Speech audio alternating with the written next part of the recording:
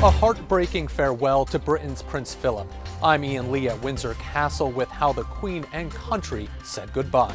We'll take you to a little getaway in Joplin. The latest on the deadly shooting at a FedEx facility in Indiana. The 4 states' most watched news starts now. Britain says farewell to Queen Elizabeth's husband, Prince Philip. This is KOAM News at 6. I'm Chris Warner. The 99-year-old royal was laid to rest today at Windsor Castle. CBS's Ian Lee is there. A final salute at Windsor Castle. Britain's armed forces said goodbye to one of their own.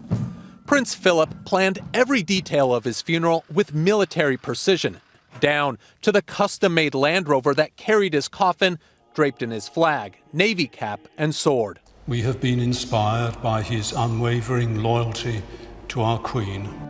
The Duke of Edinburgh leaves behind 4 children and 8 grandchildren, including Princes William and Harry. There's been tension between the brothers since Harry and Meghan's bombshell interview with Oprah. But the death of their grandfather brought them back together. God save our gracious Queen. Music from a small, socially distanced choir filled the chapel of 30 guests, mostly close relatives. Since Windsor Castle sits right in the flight path of London's busy Heathrow Airport, during the funeral, all planes were diverted away from the area out of respect. The palace asked people to stay away too, but many still came to remember the royal. He could put people at their ease when he talked to them, always made a joke. The nation fell silent to mark the passing of a man who was always by the Queen's side. Now, for the first time in her nearly 70 years on the throne, she stands alone. Ian Lee, CBS News, Windsor, England. Prince Philip is buried at the Royal Vault at St. George's Chapel alongside the remains of 24 other royals, including 3 kings of England. 2 activists in Denver, Colorado are holding separate protests today in response to the death of Daunte Wright at the hands of Minneapolis, Minnesota police. Ashira Campbell led a protest at noon, and Joel Northam and his organization, the Party for Socialism and Liberation, held another at 2 today. Ashira Campbell is 17 years old, a senior in high school, and is leading her first community-wide protest. Joel Northam is no stranger to leading protests. He says he's lost count of how many he's led over the last year with his organization. Daunte Wright, who was 20 years old, was fatally shot on April 11th by a police officer during a traffic stop in the Minneapolis suburb of Brooklyn Center. Now, Joplin for Justice is holding a rally for Daunte Wright that began at 6. We'll have more from that rally tonight at 10. Not a very pleasant day outside. A little cloudy, a little chilly. Nick Kelly joining us. For the most part, though, it looked pretty dry throughout much of the day, Chris. With that said, though, even though we're looking okay right now on the radar network, we pan to the north to see very spotty yet scattered showers working across northern Missouri and trying to hold together as you work west of Kansas City close to, let's say Topeka and maybe back toward Abilene and Junction City. That's actually moisture and more cloud cover on the backside of the wave that's still working over the Great Lakes. But this is the same wave that left us gloomy, wet, and downright chilly to start our weekend out yesterday. Around here, though, temperatures got a little bit better compared to yesterday. We're sitting mainly in the lower 50s now. We're going to watch for that back wraparound moisture to leave us partly to mostly cloudy through the night. Maybe a couple of showers at times, especially late in the night. As far as temperatures go, we'll be in the 40s by 8 o'clock, mid 40s by midnight, and most of us bottoming out rather chilly again, back to about 42. But even though we get a break on Monday, Chris, we're going to talk about rain and snow chances, like it or not, and kind of an active week ahead. We'll break that down for you here in a bit. All right, Nick, thank you. Well, a local farm is offering tours of its facilities to local residents. Well, when we say facilities, we really mean assets, as the tour showcased alpacas at the Magajupa Mine Alpacas Farm in East Joplin. Kids and adults alike had an opportunity to learn about what it takes to take care of the alpacas and to be able to interact with them. There were also fleece samples available and products made from fleece, and most importantly, an opportunity to take selfies with the alpacas. Oh, we enjoy it. We like to watch the kids interact with the alpacas. They seem to enjoy it. Well, it's been fun. It's been a lot of work keeping up with stuff, keeping up with all the alpacas. We had shearing yesterday, which in the rain, which was quite an ordeal, but it got done. Now, guests were asked to practice social distancing along with the tours, which lasted about 45 minutes. The Better Business Bureau is warning against a scam involving sheds. Stephanie Garland with the BBB says a Carthage woman was scammed out of $99 in an online purchase scam. The woman purchased the shed for what she thought was a great deal on that shed, but it never arrived. But there's more people than ever online, and scammers are taking advantage of that. Better Business Bureau knows that about 30% of these scams that people fell for last year was online purchase scam. So this is a serious issue, and this is something that we want people to watch out for. The Garland says it's important to always do research on websites before you make a purchase. And we take this time now to honor one of our many four-state heroes. Sergeant Clifton Bishop served with the Army in Korea from 2003 to 2004 and in Iraq from 2006 to 2008 with the 82nd Combat Aviation Brigade. His hometown, Towanda, Kansas. And we are proud to recognize Clifton Bishop, tonight's four-state hero. Of course, remember to view all of our heroes or to nominate one of your own, just head over to our website at KOAMNewsNow.com. And that is a look at our top stories and a quick check of the forecast on the KOAM News at 6. Still ahead, we'll take our regular look back at the week's top medical stories, and we'll have the latest on the shooting at a FedEx facility in Indianapolis that left 8 people dead. New information on the variant first discovered in the United Kingdom and an investigation into one of the COVID-19 vaccines. Naomi Ruckham has some of the week's top health stories. The federal government paused the use of the Johnson & Johnson COVID-19 vaccine to investigate a link to rare blood clots. Officials say there have been several cases of rare but serious blood clots reported out of more than 6.8 million doses delivered. 2 new studies published in The Lancet suggest that the COVID-19 variant first identified in the United Kingdom is more transmissible but does not increase the severity of the virus. Researchers found patients with the UK variant tended to be younger, and it also occurred more frequently in ethnic minority groups. And a new study shows the positive impact later school start times could have on your child's sleep. British researchers say delaying start times for middle and high schoolers by just 40 minutes could give students almost 4 extra hours of sleep a week. Their study shows 1 in 5 students reported being less sleepy, and children did not oversleep as much on weekends. Those are some of the week's top health stories. Naomi Ruckham, CBS News, New York. Vigils are planned this evening in Indianapolis for the 8 victims gunned down in a mass shooting at a FedEx facility. The suspect is a former employee who last worked for the company in 2020. So far, investigators are not saying if he knew any of his victims. CBS News correspondent Nikki Batiste reports from Indianapolis. She was the most gentle person. Komal Chauhan lost her 66-year-old grandmother in the FedEx rampage, and today she was supposed to celebrate her engagement. Just anything, I don't know, I just feel so empty. I feel like this is supposed to be one of the biggest days of my life.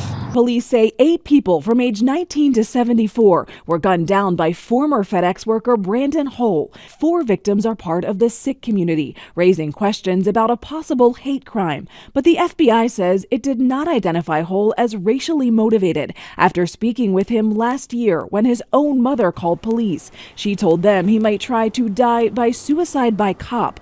Hull was placed on an immediate detention mental health temporary hold, and a shotgun was taken from his home. Thursday night, police say the suspect began firing in the parking lot where he gunned down 4 people. There was no confrontation with anyone that was there. There was no disturbance. There was no argument. He just appeared to randomly start shooting. Authorities say he then entered the facility and killed 4 more before turning the gun on himself. 74-year-old John Weisert's wife showed us his photo just before learning he died in the massacre. He does his job starting at 5:30. So that was it. I just said goodbye, have a good evening. Said that to him a couple times, and he was gone. The couple was married nearly 50 years. Nikki Batiste, CBS News, Indianapolis. Now, while investigators search for clues and evidence, Hull's motives remain unclear. Well, Nick Kelly is up next with his complete forecast, and a little later, we're taking you to an event along the Florida Keys.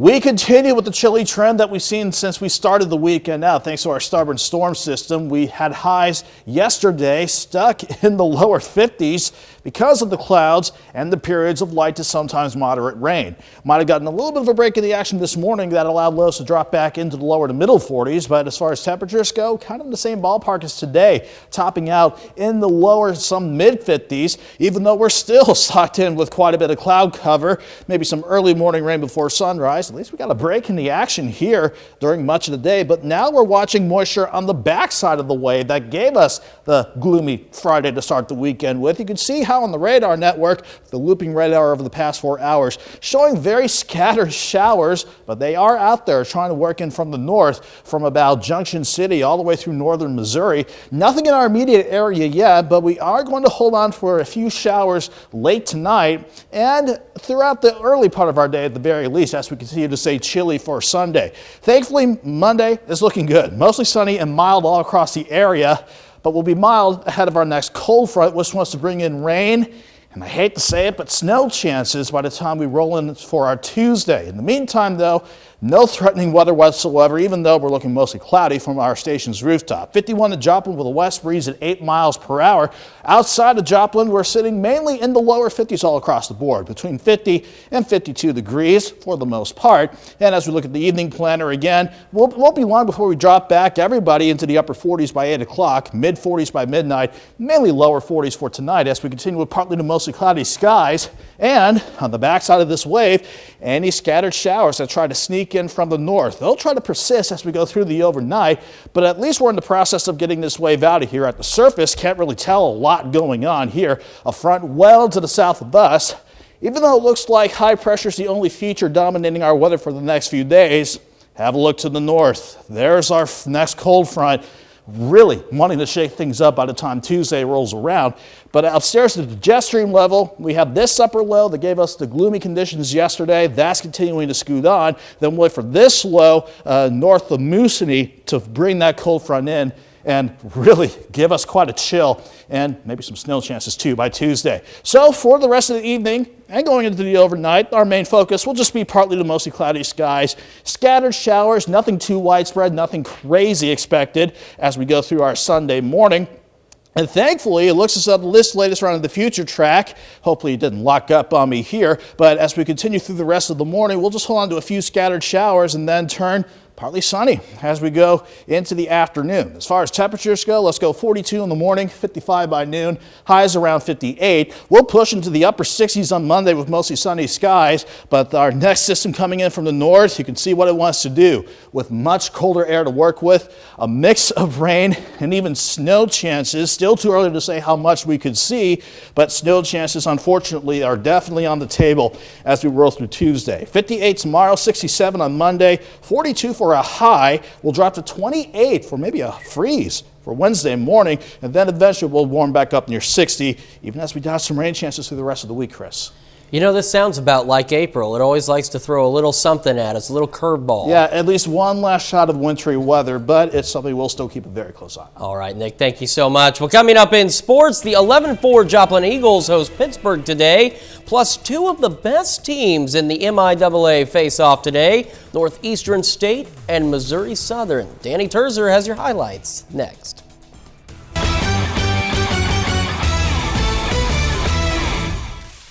Big conference matchup for Missouri Southern today. They host Northeastern State. The Riverhawks are in second place in the MIAA, with the Lions right on their tail. The three-game series kicks off with a doubleheader. In Game 1, Matt Miller with a nice bunt. Ryan Hunter rounding the bases. Miller is safe. Hunter going for home, beats the tag. Lions up 1-0. Later, Tommy Stevenson up the third baseline. Good for a double and another RBI. Troy Gagnon scores. After 5, Missouri Southern leads 4-0. Zach Parrish keeps the momentum going. 3 up, 3 down.